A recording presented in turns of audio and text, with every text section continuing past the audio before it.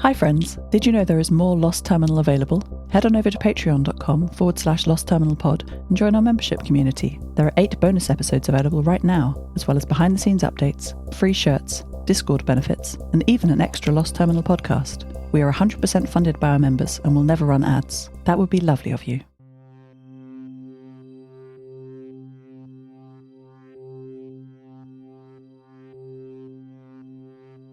Hello world, Maddie has returned. My girl is hardy, and she withstood the wolf pack's attack bravely. The wolves couldn't slow her, not with teeth or with their bodies. Maddie shrugged off their attacks and jumped over those that fell in front of her. The wolves lagged behind as Maddie reached the train, with all of the Omarov family now hanging out of the rear door of the final carriage, shouting encouragement at her and holding out their arms to catch her. She leapt through the air and collapsed, scared but safe, back on the Provolone.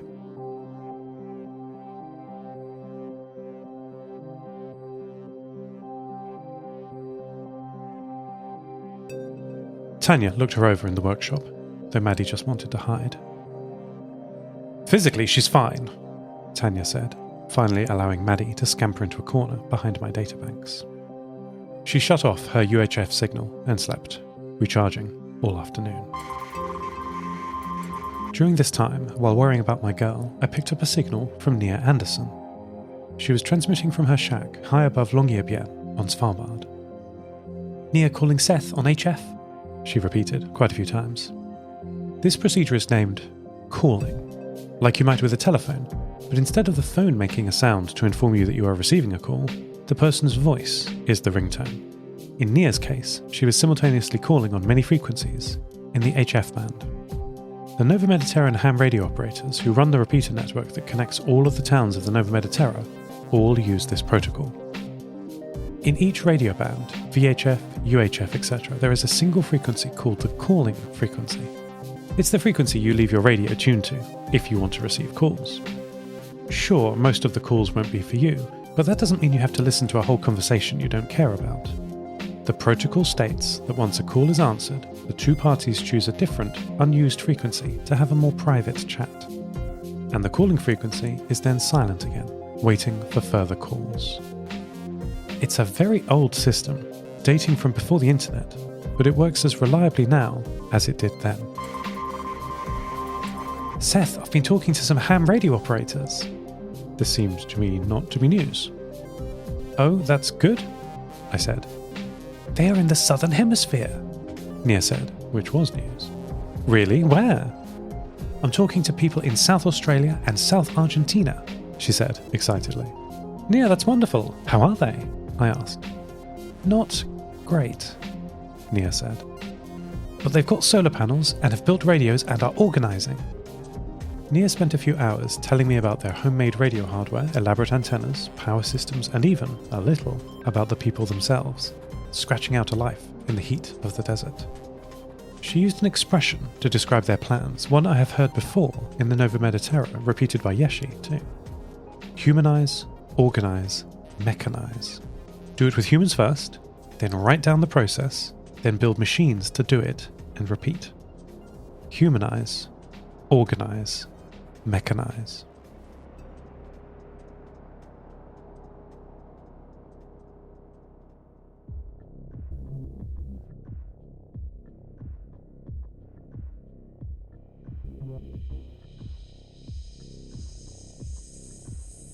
Luna contacted me later on that day. She had made some changes to her satellite communication protocols and could once again speak to me in near real time.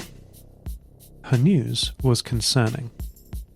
She has become aware of the space junk orbiting around the moon, the belt, she calls it.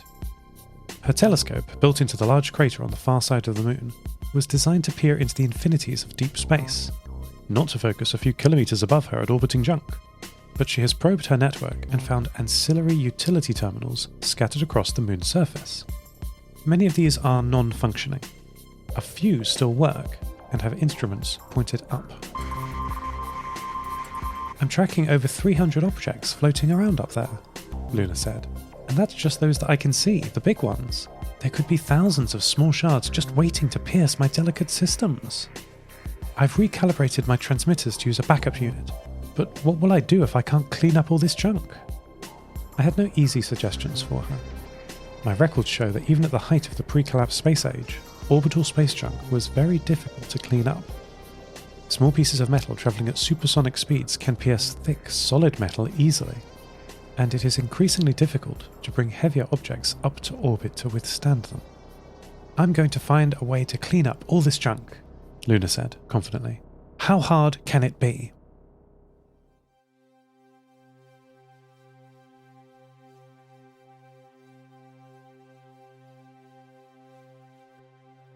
Maddie has bounced back. She wandered into the domestic car for some company and some fuss, soon playing a little ball game with Tanya that I didn't quite understand. Lev brought in the family's dinner that evening. It's a role he seems to delight in. His parents, Tanya and Alec, are obviously very proud of him, encouraging and applauding every dish. It was lovely to see. Not the food, that was actually quite plain. Fried plants, mostly, with small scraps of meat where they could find it. But most of the time the only protein was salted and preserved fish, brought with us from the north. With occasional banquets from some of the more generous villages, of course. However, Lara was not at the table that evening. "Where is my second child?" Tanya exclaimed, and stood up. "She is missing a lovely dinner. Dear?" Tanya called up the small staircase that wound its way to the upper levels of the domestic carriage. "Do you want food?" There was no answer. Tanya sat down. "She's probably fine. Our Lara keeps herself to herself these days. Maddie, be a dear and go and check on her. We must eat before it gets cold. Go, go." The family began their meal, and Maddie squeezed up the stairs. It was very narrow on the steps. Maddie had no trouble, her equisystems calculating the volume perfectly and guiding her body through. One of her new bags snagged on the corner, but her weight shifted slightly and she attained the top floor with no further incident. This top deck has a long corridor down one side and a set of rooms with sliding doors along the other. Maddie walked carefully down the hall. It's the first time she has been up here. We noticed that each door was decorated to show who lived where. The first room was empty and the door was open. There were hanging fabrics and boxes in this room. Storage, it seemed. The next room's door was bright red with the words Mama and Papa painted on in large friendly letters with hearts and flowers underneath. The room after that, in contrast, was more plain and had Lev painted in small white letters. Maddie peered closer and noticed that the door had once been painted light blue. There was still a little pigment in the gap where the door slides into the wall. The next door to Lev's was undecorated, just the dull silver metal of the carriage, but on the floor was a piece of paper, a sign that had fallen off. Maddie looked down. It said, Lara's room. After a little encouragement from me, Maddie reached up with her foreleg and gently tapped twice on the door. Instantly, Lara appeared. She seemed surprised. "Oh, I wondered what that was." Maddie wiggled her foot, showing the source of the sound. "You have funny feet, Maddie, but you're nice. Come in." Lara pulled the metal door fully open, sliding with a clunk into the wall. Her blonde hair was dull and matted, gathered together in clumps. I guessed she had not had access to water to wash it for some time, but as Maddie passed her in the doorway, we could see her face more clearly. Her eyes were red, and it was clear she had been crying. Lara sat down on her small bed. The room was laid out so that the bed was under the window, lengthways down the train. The room was approximately square, as deep as the bed was long. On both walls, left and right of the bed, were two small cupboards, both with doors hanging open, and clothes and stuff spilling out of them. The left unit was a wardrobe. I could see Lara's travelling cloak hanging there, and the right was a set of drawers, one pulled out and its contents dumped on the floor. Some people have very messy rooms, don't they? Maddie put her feet on the bed to look out over the desert landscape. We had stopped for dinner, balancing the family's wish to gather together at least once a day with the importance of having at least one pair of eyes looking ahead along the track for danger. But perhaps there was danger here already. Lara had her head in her hands, and then screamed quietly, shoulders shaking. Maddie shrank back onto the floor, shocked, concerned for her, but with no idea what to do.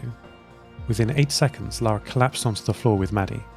putting her head into the side of Maddie's body next to her new fabric storage bags. Maddie froze. We both did, wondering what we should do. What could we do?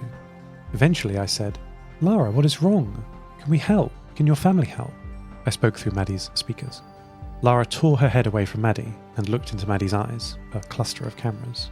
"I'm not right. My body isn't right." "I know how you feel, Lara," I said. "I didn't like my new body for ages."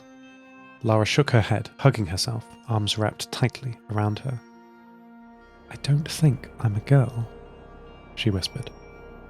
"Oh," I said, relieved. This seemed very straightforward to me. "I can help talk you through this," I said, with the confidence of a child. "It's just something you feel, isn't it? Do you feel more like a boy than a girl?" "No one can help me," Lara said through tears. "I don't feel like a girl or a boy. I feel like shit."